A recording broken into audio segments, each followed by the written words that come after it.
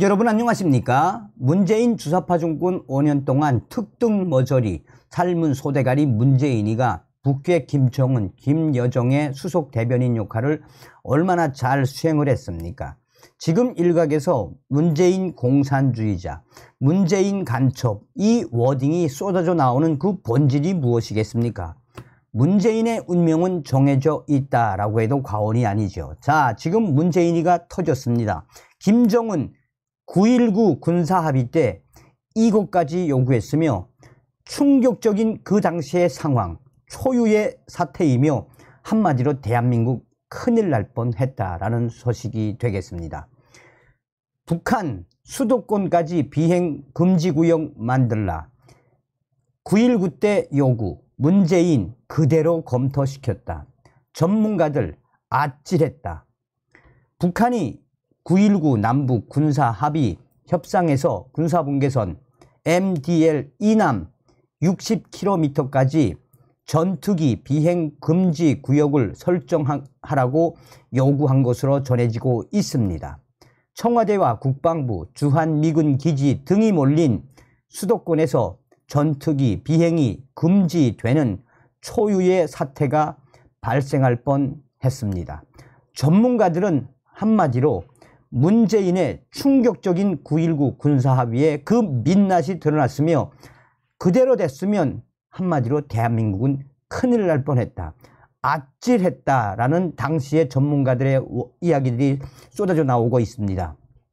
국회 국방위원회와 합동참모본부 전 현직 여러 관계자들의 말을 인용해 조선일보는 북한이 지난 2018년 6월 14일 판문점 통일각에서 열린 제8차 남북 장성급 군사회담에서 군사분계선 MDL 기준으로 고종익 전투기, 고종익은 60km, 무인기는 40km, 회전익 헬기, 회전익은 20km 이내 상공을 비행 금지 구역으로 설정하는 안을 제시했다라고 보도했습니다.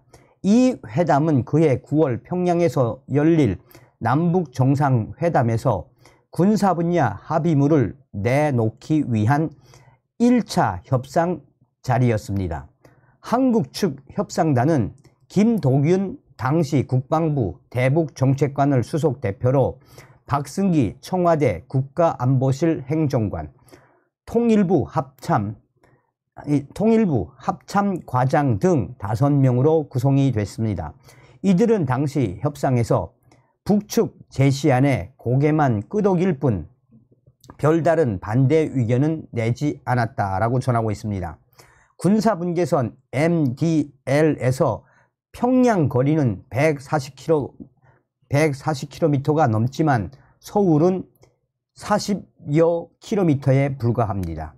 합참은 MDL 군사분계선 기준으로 남북으로 똑같이 60km 이내 상공에서 전투기 비행을 금지해 공평한 것 같지만 실제로는 한국에 크게 불리한 조건이었다고 판단했다고 전하고 있습니다. 또한 합참은 북한 안을 수용할 경우 우리 공군이 서울 상공은 물론 경기도 등 수도권 상당 지역에서 전투기나 정찰기도 띄우지 못하게 되며 감시, 정찰, 근접, 항공지원, 대화력전은 물론 각종 합동훈련도 제한된다라는 분석 결과를 내놓았습니다. 사단급 무인 항공기 운영도 사실상 불능 상태에 빠지고 파주 등에 있는 헬기 운영 기지의 이전도 불가피한 것으로 조사됐다라고 조선일보는 전했습니다. 합참 관계자는 문재인 정권 당시 군 내부에서는 한국 대표단이 왜 아무 소리도 못하고 북한 제안을 그대로 가져왔는지 이해하기 어렵다는 말까지 나왔다라며 일부 합참 실무자가 직을 거는 마음으로 이 안을 받아서는 안 된다고 문재인의 청와대와 협상 대표단에게 보고를 올렸다라고 말했습니다.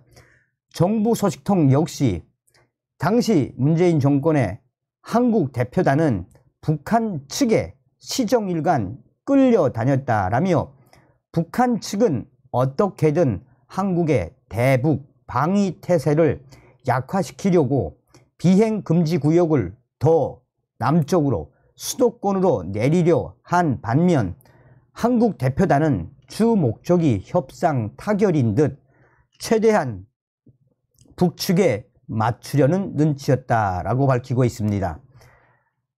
한국 대표단은 한 달 뒤인 7월 중순 북한 측에 고정익 20km, 무인기 회전익 10km 안을 제시했으나 하지만 북한 대표단은 버럭 화를 내며 협상을 거부했고 고정익 40km, 무인기 25km, 회전익 15km 안을 받으라 라고 북한 김정은 정권의 대표단은 강하게 으름장을 놓았다라고 전하고 있습니다. 이에 문재인 정권의 한국 대표단은 우리 원안을 고수하려는 노력은 제대로 하지 않고 북한의 2차 안을 합참에 가져와 검토시킨 것으로 전해지고 있습니다. 합참은 재차 수도권 방어 임무에 치명적 문제가 생길 수 있다거나 군단 사단급 무인기와 헬기 운영 폭이 대폭 줄어든다라며 반대했다라고 전하고 있습니다. 당시에도 수호기나 미국 계열 등 구형 소련 전투기를 보유하고 있는 북한은 5세대 F-35A 스텔스 전투기를 비롯해 F-15K, KF-16 전투기 등을 운용하는 우리나라의 공군 전력과 비교가 되지 않았습니다. 또한 북한의 대륙간 탄도미사일 ICBM이나 핵실험 등 군사적 위협을 실시간으로 확인할 수 있는 감시 정찰 자산을 군사분계선 MDL 인근에서 띄우지 못한다는 것 역시 우리나라에게 매우 불리한 조건이었습니다. 조선일보는 문재인 정부는 합참 작전 전략 실무자들의 거듭된 반대 의견에도 협상을 강행했다라고 지적하고 있습니다. 협상 대표단은 추가 협상 끝에 2018년 9월 13일 최종 협상에서 비행 금지 구역을 고정익은 서부 20km, 동부 40km, 무인기는 서부 10km, 동부 15km, 회전익은 10km 이내로 하기로 합의를 했습니다. 합참은 평양과 서울은 군사분계선 MDL 기준 거리가 3배 이상 차이가 나서 비행 금지 구역 거리를 동일하게 적용하면 한국만 불리하다고 했지만 이는 최종안에 결국 반영되지 않은 것으로 알려졌습니다. 비행 금지 구역도 당초 북한이 최초 제안한 안에서 크게 변하지 않고 서부와 동부로 나누어 서부 거리를 좀 더 줄이는 것으로 조정이 됐습니다. 군 내부에서는 최종안과 관련해 손발을 묶고 수도 방어를 하자는 것이라는 비판을 쏟아냈으나 당시 문재인 정권의 청와대는 그해 9월 19일 남북 정상회담에서 군사적 긴장감을 완화할 수 있는 9.19 군사 합의가 도출됐다라고 발표했습니다. 그러나 북한은 9.19 군사 합의 이듬해인 2019년 11월 23일 창린도 일대에서 해상 완충구역 내에 해안포 사격을 시작으로 지난해 연말까지 17차례 9.19 남북 군사 합의를 위반했습니다. 이 중에는 우리 GP에 총격 2020년 5월 3일 총격을 가하거나 동해 NLL 이남 해상 완충구역 내에 미사일 낙탄 2022년 11월 2일 무인기 침투 2022년 12월 26일 등 잘 알려진 사건들도 포함되어 있습니다. 문재인 정부 시절 갑작스럽게 만들어진 평화가 약 1년 만에 거짓으로 드러난 것입니다. 신원식 신임 국방부 장관 후보자는 지난 15일 육군회관 앞에서 문재인과 김정은이가 합의한 9.19 군사 합의 폐기 여부를 묻는 질문에 개인적으로 9.19 군사 합의는 군사적 취약성을 확대하는 반드시 폐기가 되는 것이 바람직하다라고 생각해 왔다라고 본인의 소신을 밝혔습니다. 이어 신원식 후보자는 9.19 군사합의 폐기 여부를 국방부 단독으로 결정할 수 없는 것이기 때문에 전반적으로 9.19 합의에 대한 군사적 취약성을 살펴보고 추가적으로 보완할 것이 있으면 최단 시간에 보완하겠다라고 덧붙였습니다.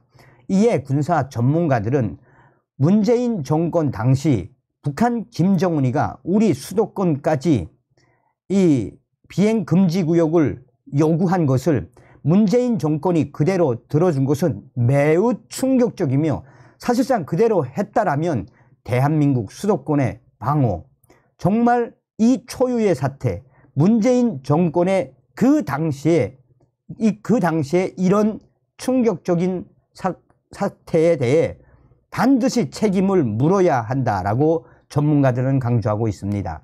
말 그대로 문재인 정권과 김정은이가 맺은 9.19 남북 군사 합의는 대한민국의 수도권과 대한민국의 군사 안보를 침몰시킨 역대급 충격 군사 합의이며 하루빨리 9.19 남북 군사 합의는 폐기돼야 한다라고 전문가들은 강조하고 있습니다.